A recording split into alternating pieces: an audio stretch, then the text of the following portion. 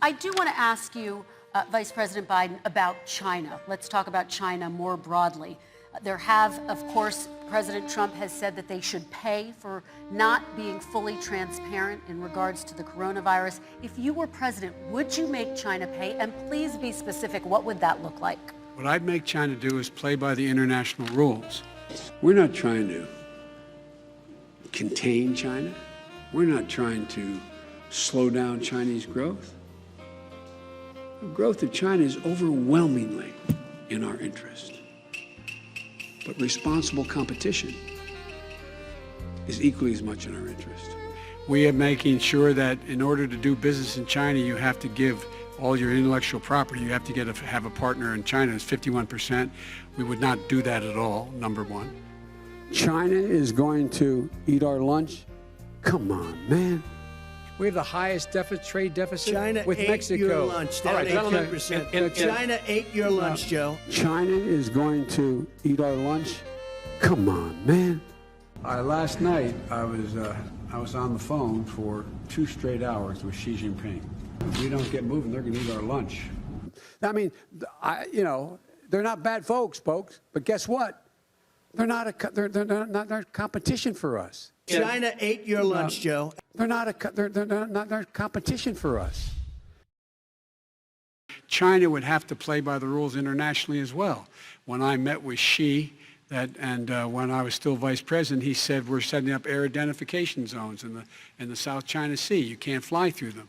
I said we're going to fly through them. We just flew B-52, B-1 bombers through it. We're not going to pay attention. The vice president traveled here to Asia to talk about trade and economic issues, but that conflict over the air defense zone will likely dominate his trip.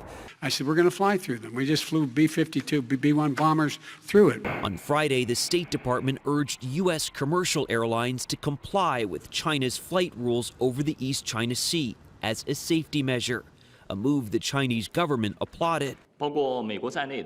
Notifying China when flying over this air defense zone shows that those airlines wish to coordinate and cooperate with China. In fact, they said we're going to set up a no-fly zone, that you can't fly through our zone. He said, what do you expect me to do when I was over there? I said, we're going to fly right through it. What? China's newly declared air defense zone, which includes islands disputed by Japan.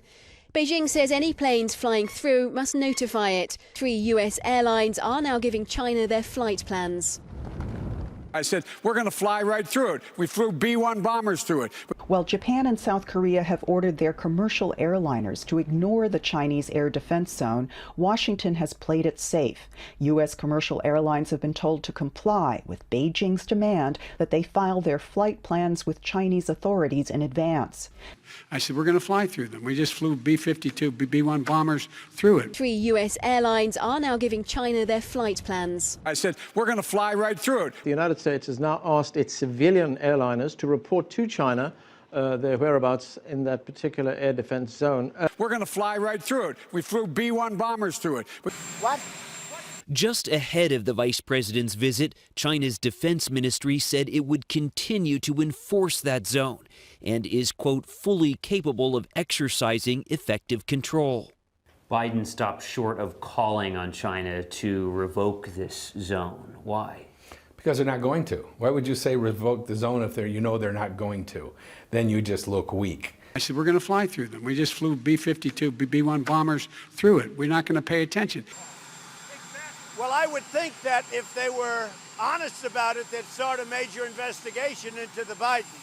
It's a very simple answer. They should investigate the Bidens, because how does a company that's newly formed, and all these companies, if you look at, and by the way, likewise, China should start an investigation into the Bidens, because what happened in China is just about as bad as what happened with Ukraine. The affirmative task we have now is to actually create a new world order, because the global order is changing again. What?